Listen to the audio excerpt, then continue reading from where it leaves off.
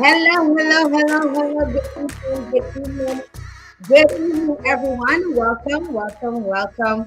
Oh my God, it's been a while since I've come on live, and today I have two lovely ladies to my side joining me.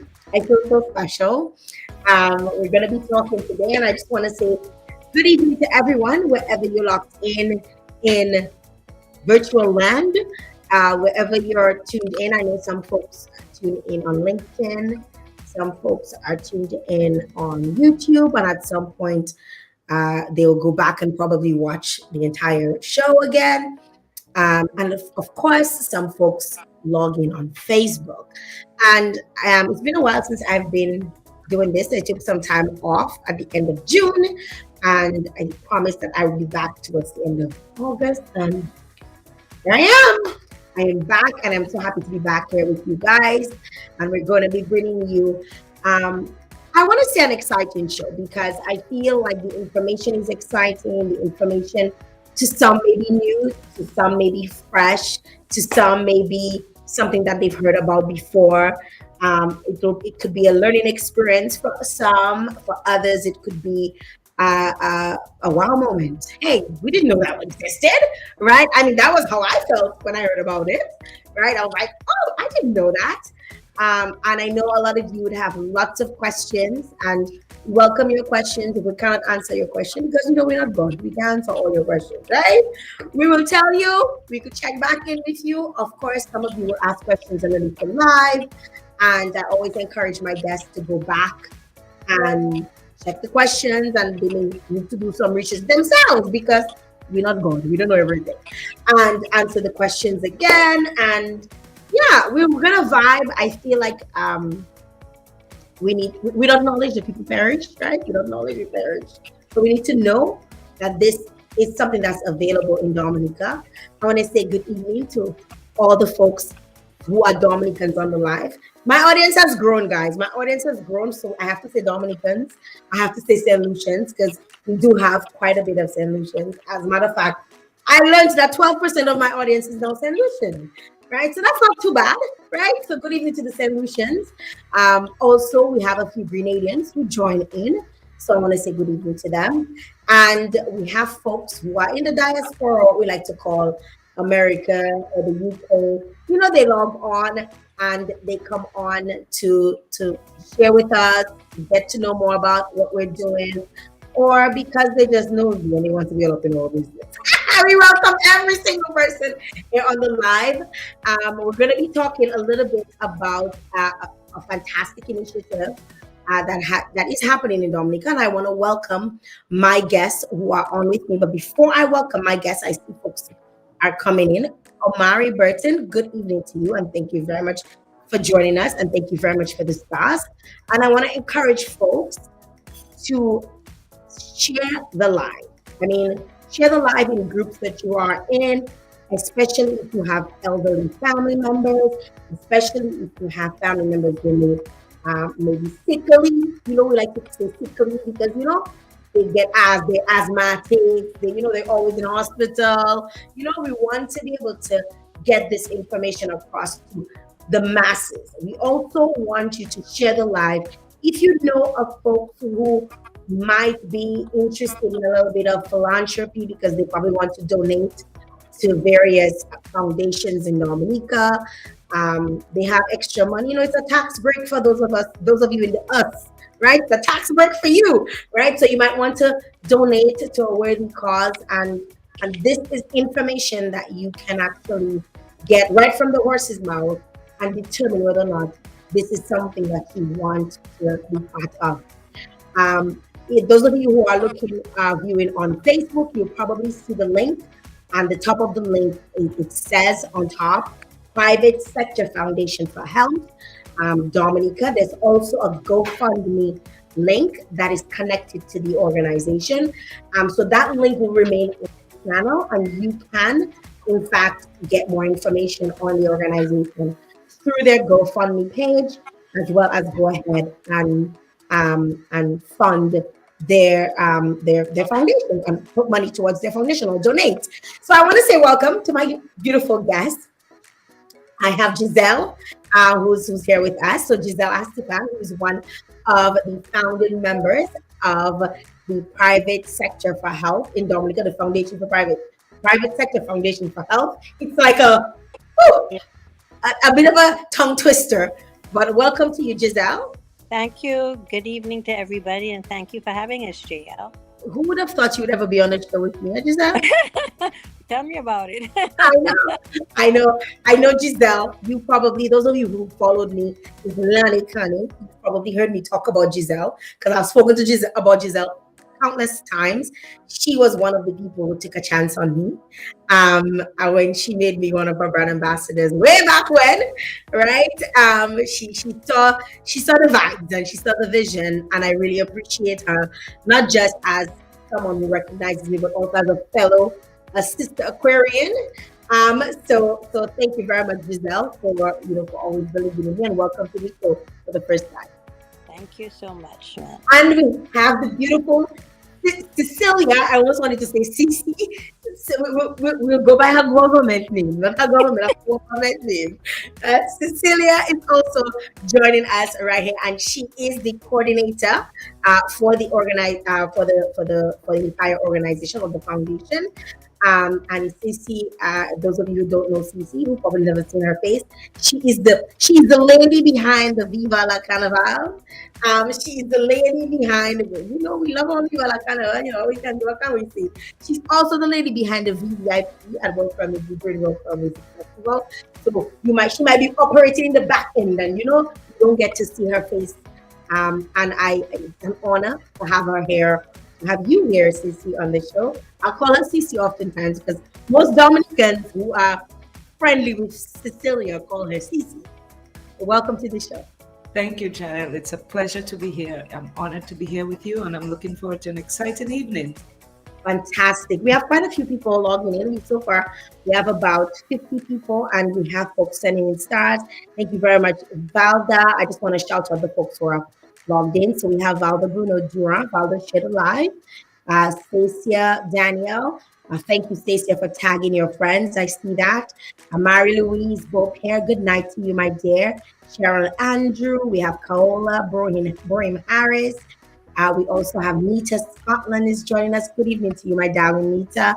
We have Alison Fevrier and Dr. Lenora Fevrier Drigo, who's logged in. Folks are coming in and they're sharing it and they're tagging their friends. Good night to you, Nisha. Thank you very much for joining us. I think this is a very, very important conversation that we're about to have.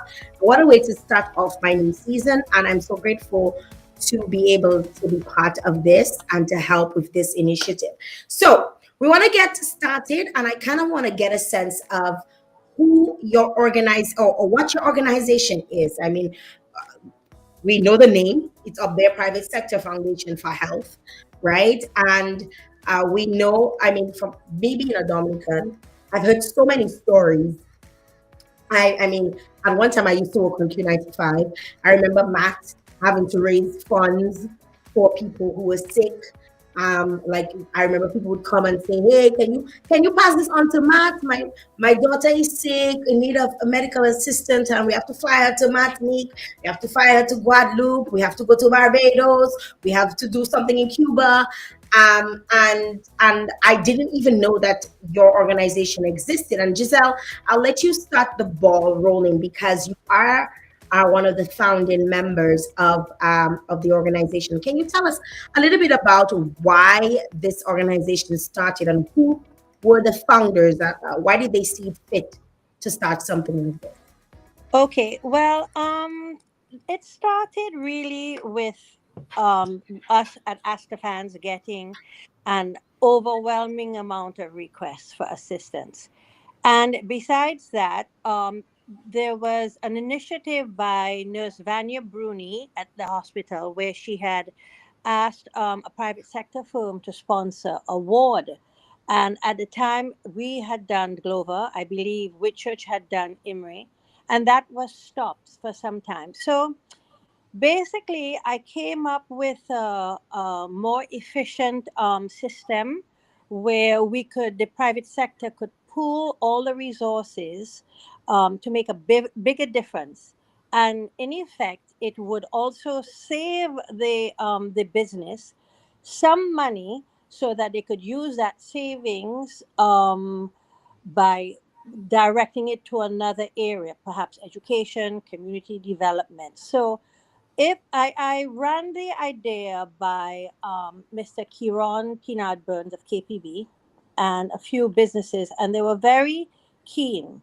So, Mr. Burns was basically instrumental in setting up the articles for the nonprofit, and Mr. John Lewis of Jays was the first check, of $10,000. So basically, it was just an idea to try to get to help everybody in a way that was feasible and manageable.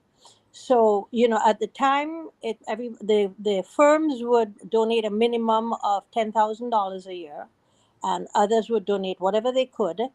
So the applications would come in, and we had a medical board who was Dr. Rhonda McIntyre at the time and Dr. Elwin. And so the applications would go be reviewed first by the medical board. So this is how it worked. And then once they gave it a go ahead, go further, then Mrs. Marilyn Zamor would do the financial background to determine whether they qualified. And then that would then come to the board. So it was quite a successful venture. How And long ago did that start off? About how long? it started in like 2005. I think we started Wow. Wow. 2005. We did have a little break in 2014 because I was traveling quite a bit. And so it was put on the back burner for a while. And then we found Miss Cici Saint-Hilaire to hand the torch to. So it restarted in 2022. So basically, she's running with the torch, man. Wow. That's really cool. I love the fact that you said that. I mean, because I know from working in different entities, people get requests. I mean, even as Yeah. somebody else who asks for sponsorship, I'm sure people get requests for medical assistance all the time.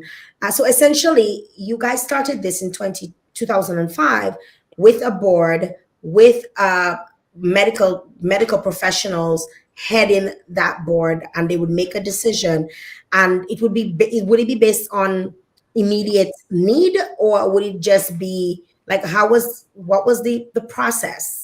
Well, let me clarify something. You have the board of directors, which was, in the beginning was National Bank, Mr. Norman Roll and myself, and KPB was honorary secretary.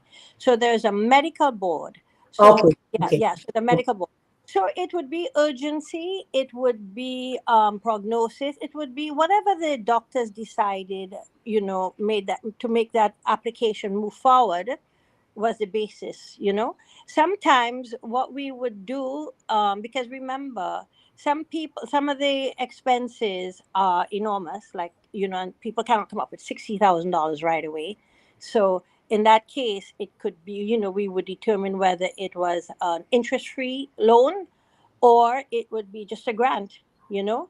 So a lot depended on what the qualifications, the financial review showed. Hmm. So basically it was a medical board that we was the first tier. Okay, okay. So Cece, you jumped in. Cece, first of all, thank you for jumping in, and I want to kind of get a sense of why you felt that this was an initiative that needed to be revamped. Well, I mean, you described me with many hats, right? And who would have thought that I would have been involved in a nonprofit that really gives support to people that are most in need? And I've done run nonprofit work for over 10 years, particularly when I lived in Florida. And my kids call me Mother Teresa. That's how they refer to me. So I felt that as I get into my retirement stages of my life, never did I think that I would be involved in VIP. I wanted to do good in the world, and I thought it was a perfect fit to match myself and pair myself with the Private Sector Foundation and a few other foundations that I'm affiliated with. I would like that as I slow down, this will keep me busy and it'll be doing some good in the world. So I wanted to private sector foundation is a pool, right? So there's a big demand on the private sector to help people that have medical conditions that need urgent medical care.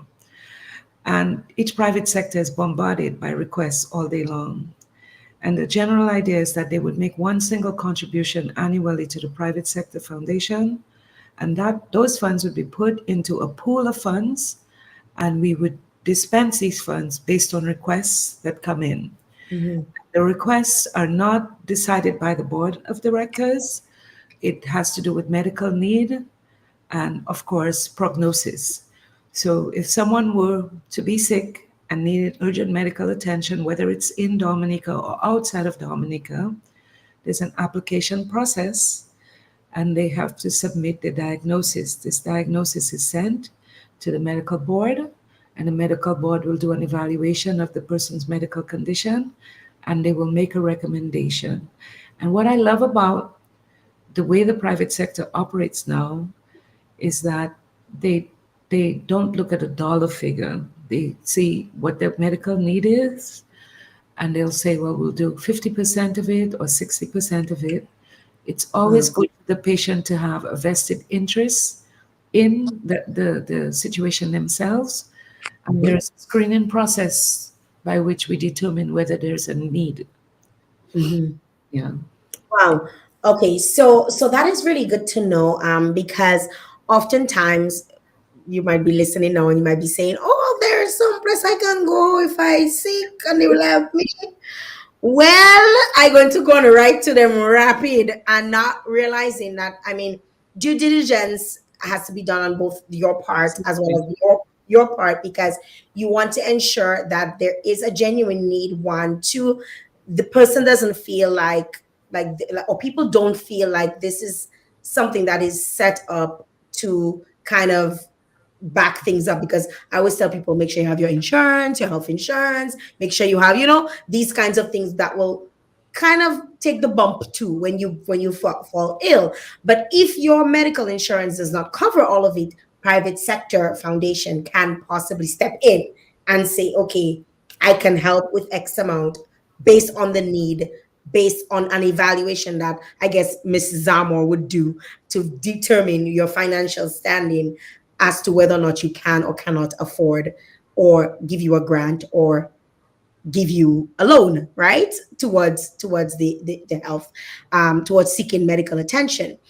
I want to get a sense of how many people have you guys helped. I know, Giselle, it's been a while since you guys been doing this, but I know some people are fresh in your minds, and of course we're not trying to put anybody on blast, because that's not what it is. But we kind of just want to get a sense of the types of patients that you've helped, without naming names, just some of the types of patients that you guys have been able to assist, even before CC came on, and CC could probably talk about those that you guys have helped, of most recent. Okay, well, I mean, there are all sorts of cases that came before, and there were quite a few. We had a revolving fund of over $250,000 a year, right? So sometimes one person could cost over $60,000. I just want to make a point. Back then, we also so we had quite a few people, from babies being flown out. Sometimes they just need the ticket. Sometimes they need the complete rundown. And the thing is, we don't, just to mention, we don't give the people the money. We pay the institutions for the health care, right?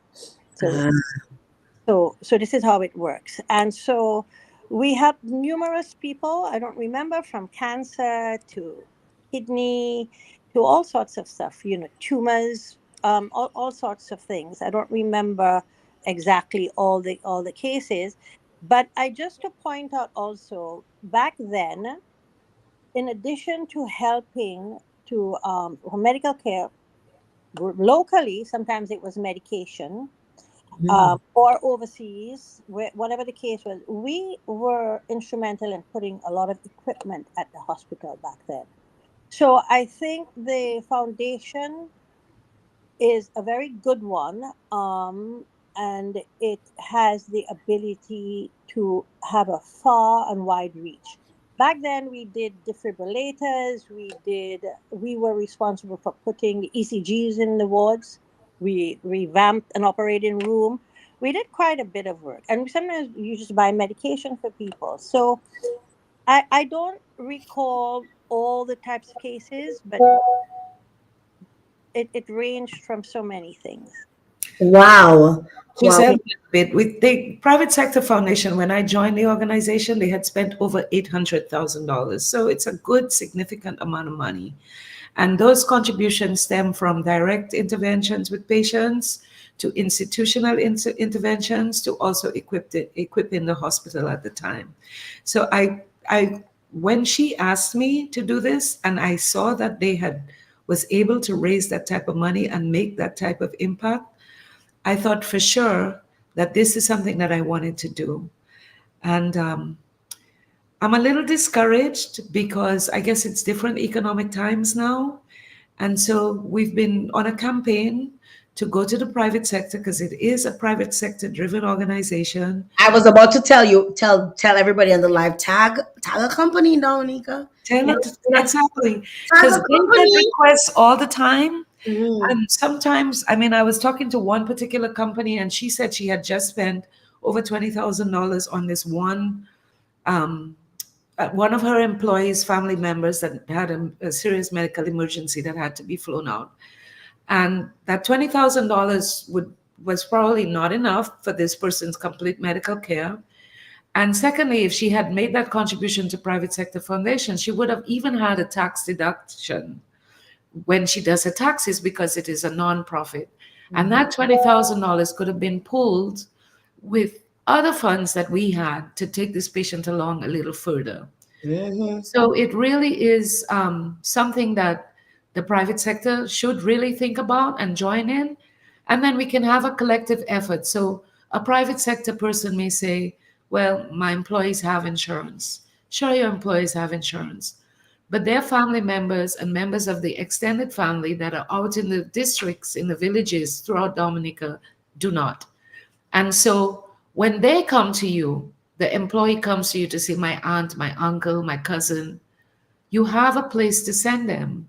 And of course, you would be receiving priority because you are a contributing member of the private sector foundation. Right. Yeah. Right. So tell me, what does that look like? So did you guys single-handedly, because I would have, as somebody who always asking for sponsorship, have you guys reached out to all of private sector and said, hey, um, this is something that we have revamped. We're getting back on the road. Or obviously, like you mentioned, the economy is not as it used to be back, let's say before COVID, right? Let's use COVID Right. as our Exactly. because inflation and all of these things have started really after COVID. I mean, not to forget that we did go through Hurricane Maria, but before that, what was the process like in terms of getting the funds, or getting private sector involved? Was it just something that they automatically did, or was it something that they were nudged to do,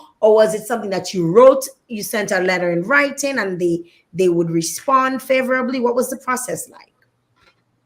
Just Well, yeah. So, like back then, I mean, it was writing, it was face to face, and Jael. If you know a little bit about me, know I'm pretty convincing and you a could good. be But we convincing. had, I think what the driving factor for us was, we private sector has a commitment back to the community, and government cannot do everything, but we all have a role to play. And if we pool our money, instead of, say, let's just say, as the spending 70,000 on health, you've now spent 15,000, maybe 20, and then that savings you can spend somewhere else. So it made a lot of sense. But I would like to say, now in these times, we have a small group of private sector that are constantly being tapped into all the time. The So same things.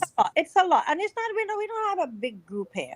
All right, so that is why I say, and doing a show like this, can you imagine if 50,000 people view your YouTube video and each of them gave $1?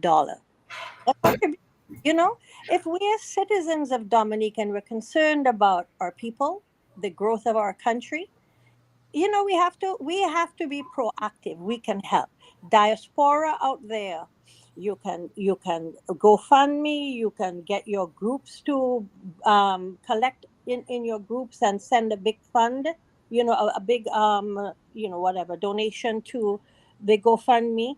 So these are very it's a very useful way, because health, as you know, without a healthy society, you don't have a strong economy. So you need a That's healthy society. So the point is, it's the same set of companies that are bombarded. So fine, a lot of them are on board and coming on, but I think the reach now has to be in innovative ways to make this thing thrive. So yes, donations from anybody watching this to the GoFundMe, whether it's $1 or $5 or whatever, and the diaspora. And I am saying to any politicians watching out there, all of your foreign contractors coming into the country, and I know, I'm sure they're helping, but encourage them to donate to the Private Sector Foundation for Health. It relieves some burden from government as well. Mhm. And I mean, we can help people in the constituencies as well. But so you have these things. Foreign contractors coming in to work in for government should be encouraged to join. Private citizens, diaspora. So that's my take. In addition to the major companies locally who have contributed, are contributing. So that's my take. Yes, thank you very much for sharing that with us, Giselle. It's so important that people understand that this is not just because I'm living in Dominica kind of a situation. This is extends far and beyond, because I know oftentimes we have people out in the diaspora who have family members in Dominica who get sick. I mean, I experienced that with my mom when my mom was sick years ago. Right, it was a high cost and everything, and I mean, thankfully, we had family who were able to pull and help. But if we didn't have a big family, we probably would have needed to rely on something like the Private Sector Foundation for Health, because y'all are able to pull the money quickly, and not just pull it quickly, but pay the institutions directly and get a tax break, when people do it. So even I know there are lots of people in diaspora who work in big organizations who want to donate to small developing states. That is an initiative that they can do and get a tax break, because it is a non-profit organization. And you guys are, I know you are urging the public, you are asking people to donate. One of the points that you made is, if 50,000 people watch this and each person gives $1, that's $50,000 into the fund, and that's great, right? And I mean, if you think about it, that works. 500 people give $50, right? You make it But gets every little bit counts. Yeah. it gets even better. You guys have started though, because um, I know there's a saying: you only get help if you those who get help is those who help themselves, right? So you guys have started to help yourselves, and you're putting on an event coming up soon that will sort of put a little fire underneath the organization, in terms of the wings of the organization, so people can know it's active, so people can know they can attend and they can donate. Sisi, tell us a little bit about this soiree that you guys are putting together, and what is the purpose? What do you see? Obviously, we know the purpose is to raise funds, but how do you see this rolling out, in terms of raising funds for the fund? Well, this soiree that we were planning was the second such event that we did. We did one last year that was pretty successful. At that time, when we did it last year, many people did not know about the Private Sector Foundation. And I saw it more as a public relations exercise where we brought people in a room to be able to tell them a little bit more about the Private Sector Foundation. This one that's coming up, unfortunately, we had to postpone it due to circumstances beyond our control. And some of it has to do with participation. I think that when you are running a nonprofit and you're planning a event, there are some expenses that you have to to agree to moving forward. And if everyone's late on purchasing tickets and everyone late on getting on board, it could get a little bumpy and a little scary, because the last thing you want to do while you're running a nonprofit is to try to host an event and it costs the institution money rather than it earn money, because the money that we've collected is for patients and patient support services. So, on council of the board, we decided to postpone it at a time where we could have more active engagement. I think timing wise might have been off a little bit. I think it has to happen earlier in the year, probably closer to jazz, or Mhm. later in the summer, and then you start to deal with Krill Festival and all the activities that Once come that in. happens, And and during then there's back to school, and then yeah, everything kind of just the last exactly. quarter And during the is summer, a like, lot of people would travel in. A lot of the people that would normally support us were not in Dominica. So I think we were off on the date a little bit.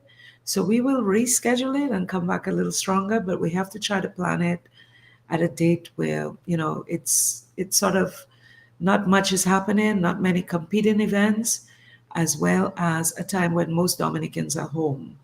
yes, And an yes, August yes. event was really posing a problem.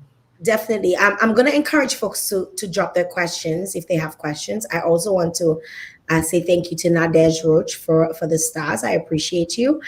Someone is asking, in addition to local businesses, how do you get the diaspora involved? And if you do, do they get tax receipts as well for the US, UK, Canada, etc.? So, in my past experience working with nonprofits, if there is a diaspora that wants to make a donation, they can make a donation directly to the Private Sector Foundation by going to the website and or going to the GoFundMe. However, we've partnered before with organizations such as DARDA. This is a very well-known New York-based Dominican nonprofit organization where they would run a campaign, they would collect the funds, they would provide the tax deduction to the donors, and at some point during the campaign, they would make several transfers, depending on how well the campaign did, over to us. So there are ways that we can facilitate it. And in fact, one of the things I want to work on moving forward, particularly in the context of the fact that the soiree has been postponed, is to really get do some research. We've begun on all of these diaspora groups that are in St. Thomas, Guadeloupe, Martinique, St. Martin, all these places. Get in touch with the heads and introduce them to the Private Sector Foundation and ask them to adopt the Private Sector Foundation so that they can, from time to time, when they're doing their fundraising activities, carve out some funds that would go to the Private Sector Foundation. Because invariably, when their folks get ill in Dominica, they have to send this money, or they're helping to find money, or they're running GoFundMe campaigns. I just had a gentleman call me last night. He has a gentleman in Dominica. The guy has a spinal situation where he's become paralyzed. He can't walk. He can have surgery, corrective surgery, and he can walk again. And the surgery in Martinique, or even as close as St. Lucia, is $125,000. Now, for your average Dominican, where is this guy ever going to get this money from? You know? So we had a conversation this morning, and I sent him the application so he could send it to me, and I'll do the usual procedure where we'll submit it to the board, and they'll review his situation, see what his prognosis is, and decide. And I love it the fact that it's not us lay people making the decisions. We're sending it to a group of doctors. We have Dr. Irvin Pascal, we have Dr. Drago with us, and believe it or not, Dr. Hendricks Paul. Everybody will recall that Dr. Paul had an accident that, prohibited him from being able to practice medicine actively. However, his medical head is It's still there. still there. So he leads on those types of reviews to make the recommendations. And I want to tell you too, since I've joined them, we had this one woman. She Hurricane Maria came and devastated her business. devastated everything. And after everything was broken up, whatever little was left, it was looted. And every single thing that was in her business disappeared from her business. Absolutely nothing. She had medical insurance at the time. And because of the lack of business or no more business after the hurricane, she was not able to keep up with her premium payments, and so she lost the medical insurance. And then when she went to reinstate the medical insurance, she had pre-existing conditions and other age issues and all of the things that we know about when you try to get insurance when it's too late, right? And over time, her knees started, so she rebuilt her business from scratch and started bit by bit. And then both knees are giving up, where this woman can no longer walk to even walk into her business, to do her work, and to even manage what is happening. So this was an individual with loss of mobility, loss of quality of life, and another hit for the business if you can participate in the business. Mm. So she submitted a request to us, and we um, were able to fund 50%. So this is a business person, and so she had some of her own resources. So we helped her get her further. So instead of doing one knee, she did both knees. And we're really proud to say that she's back in Dominica, up and running and back in a business. Yeah. That's fantastic. That is So fantastic. that's Employ very people, that's very rewarding contribute for me to the personally. economy, Yeah. paying Very, taxes, and yeah. everything else that comes with it. Yeah. That's Very rewarding for fantastic. me personally. We had another one another lady who had suffered a stroke many years ago that the private sector's foundation had helped and sent to Barbados. And they were able to reverse some of the effects of the stroke, because as you know, there's paralysis and all of this other stuff. And in recent Mhm. times, so this is back in Giselle's time before I got there. And in recent times, this lady now, as one of the continuing issues surrounding this initial stroke that she had, was going blind. So she's living a healthy life. She has regained most of her mobility. And now there's something going on with her eyes that's preventing her from seeing. So again, she applied, and again, the board reviewed, and the board made a recommendation. And off she went to Barbados. And in both cases, the lady with the double knee, as well as this lady, we got a quotation from the facility on what it was going to be costing, and the funds were paid directly to the institution. Because people double dip at Jael. People double dip. They go to you, they go to you, they go to you, and they end up gaining, which is unfortunate because, I mean, this is meant for people in need, but it's the nature of the beast. So the fact that we pay the institution directly, we know that the funds allocated to this person is really going for the purpose it was intended. Love it, love it, love it. I want to get a sense of how does somebody become a member? Like, I know Giselle at the start mentioned, that folks started off with 10,000, a minimum of 10,000, and they would do that annually. What is the process like? So somebody might be saying, you know what, I'm not a business person.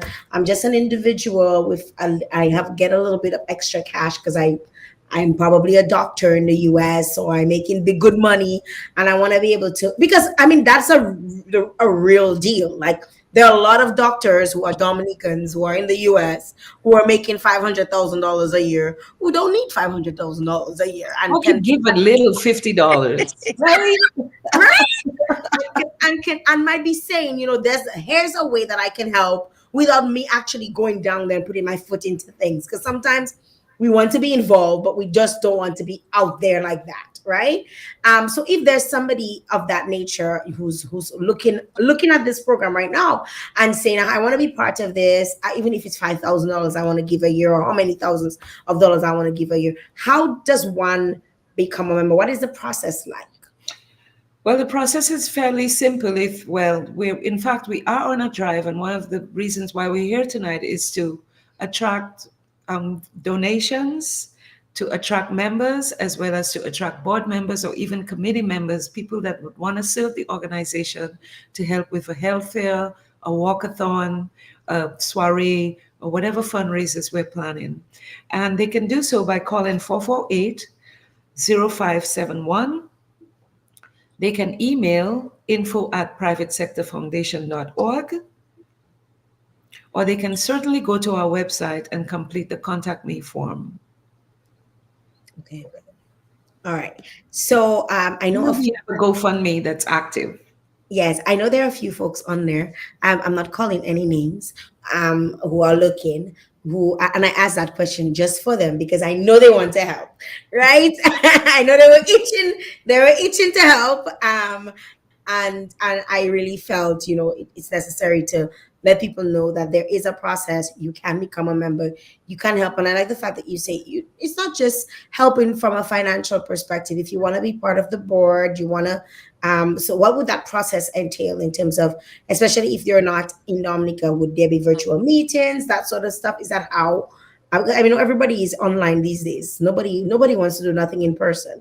So just give a synopsis of what that would entail if somebody outside of Dominica, who is probably Dominican or not, wants to become part of the a member of the board. What would that entail? We would welcome them because as it now exists, our board members are held in person and or virtually and both. It's a hybrid board meeting, so they would be able to participate. They would certainly, I mean, what is the role of a board member? I mean, it's to provide leadership and to provide input and to provide assistance and to build a network. And a foundation cannot be run by one individual. It's a network of people, the board, who pulls in a network of their people who are the committee people that really are the machinery behind a successful foundation. Wow. All right, so I think we can make a call to action to folks who are on. I know Giselle, I wanna give the floor to you again, but I think we can make a call to action to folks who are on, who are interested. They're probably in the medical field already, and they want to be able to assist. I know folks who have calling no names, who have foundations in the US, and they may be, be willing to help. I talking because I seen people on the live, right? I know that on the live, right? And they may be able to assist. They may be able to, pull their resources together to assist the private sector foundation for health in Dominica. I think it's a great initiative. I know one of the things that Giselle said at the start is that, oftentimes we depend on government too much for everything, and we expect them to do magic for us every time that something goes wrong or we need assistance or whatever. And people tend to even like give maple to the government when they don't get the assistance, because all of a sudden, we don't like you because you didn't help us, and it's not just the government that has to do its part. Everybody has to do its part. And I love the fact that this is not just something that just come. You guys have been there since 2005. So there is longevity, there is trust in knowing that you guys have been doing this. I mean, yeah, there was a break in between, but it never died. It was put on pause, but it's back up again, and folks can now do their part and donate, or do their part and become part of the board, or do their part and give support. It could just take a matter of tagging somebody that that might be part of an organization that's looking to do something like that, or somebody that has extra cash. Giselle, I'll leave you with the floor. I'll open up the floor to you now. I'm waiting to see if folks have any questions. Like I said, if you have any questions, drop your questions. We'll try to answer if we can. If we can't, we'll leave it for another day. But I'd like to give it to Giselle for any final words. Okay, well, first of all, I would like to state that the current board, Oren Jolly is our chairman, and we have Suzanne Piper, which is Colin Piper's wife, and myself on the board now. It's a new board, and Dr. Irvin Pascal. And CC mentioned the medical board already. And another thing, KPB audits our records, our financials, at the end of each year. And the financials are also printed, available on the website. So it's a very transparent foundation, right, Cece? Correct. So, yeah. So, I mean, I would say, if there are any, just as final words from me, if there are any young, energetic persons out there who want to assist in fundraising committees, as we said, be on the board. We'll welcome them. Let they can contact Cecilia, and then she can review and take it from there.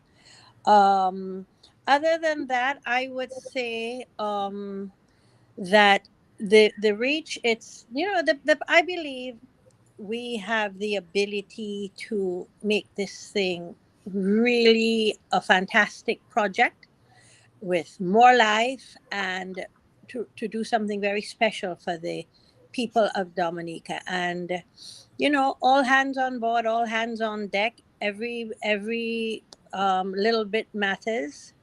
And yeah, basically that's what I have to say. You know. Cece, I'd like to hand it across to you. Giselle, thank you again. I really appreciate that you're making an appeal to young and energetic. I like how Giselle goes, Yeah. young and energetic, right? Because it's not Yeah. it's not a space for old people, right? It's Well, Jael, you know how I feel about that, right? right. The young people are the game changers. You guys have all the power. You're the game changers, so take it and run with it, man. Yes. Yeah. Giselle, you still have a lot of juice, you know. Let me tell you, let me tell you, I'm Giselle is handing a that whole over to the young people, man. Giselle is a whole meal. I Like that tell you. like a whole meal. We hung on just before I left, and Giselle's just a whole meal. And she really does believe in young people. That's why I know. she had to slide that in. Young people, come on board. Yeah, I Giselle has I been, she's really been advocating for the young people to take over and do something, you know, Yeah. because that's a very important message, though, if there's one message you can give. As the older generation move on to retirement and can do less and don't have the energy to do more, there has to be a group of people that take it over. And really and truly, there's not a lot of that in our culture. So I think if the Those biggest old people don't want to let go. no, They're holding on Giselle wants to go. tight. I'm telling you. I don't even think Giselle wants to go. I think Giselle wants to mentor. She Yes, wants to be able to mentor and eventually let go of the reins so that yes. others can take We charge. all do. We all want a mentor. Yeah, Mhm. at my office, I have a little office, a little group of 7 people. I only hire young people. And I tell them that by the time I'm finished with them, they're all going to be hybrid Trojans because they would have had a little taste of just about everything under the planet. And they're going to thank me later for that Yeah. experience. Wow, Yeah. wow. Yeah. So final word, Sissy? Final words is I think this is a very good institution. I think that it could do a lot more. I think that the need is great. And I think that the incentives are there to give, particularly for the private sector. And I think that pooling together for Dominica to have an institution called the private sector where you can see some unity, I think that would be a very good thing, particularly in the context of today's world. And I really want to encourage anyone that wants to give or who can give. Anything is okay. $1, $5, $10. Jael, if you could please share the GoFundMe link that I shared with you earlier, I so have. that those that are on the live, if they so desire, they can share a little love with us, and probably will be able to give our most recent application that's coming in tomorrow a little more to get him closer to getting back on his feet. Yes, I've actually shared it and I have pinned it to it, so it's on the link. So if you go to the link, it's right there. If you also scroll down, it's also pinned right at the top of the Thank you. to donate to the Private Sector Foundation. You can also visit them on their website, and always just ask them to reach out. I We're know, on Facebook, we're on Instagram. yeah, so you can connect with them on so many different channels. And if you really cannot get a hold of them, which I don't, you can reach out to me and I'll put you in touch with them. I have Cece's number, I have Giselle's number. I'll get you in touch with somebody.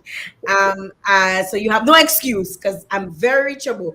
All you have to do is hit me on WhatsApp right through through what you're listening to right now. So thank you guys, both of you, and thank you for those of you who came on the live.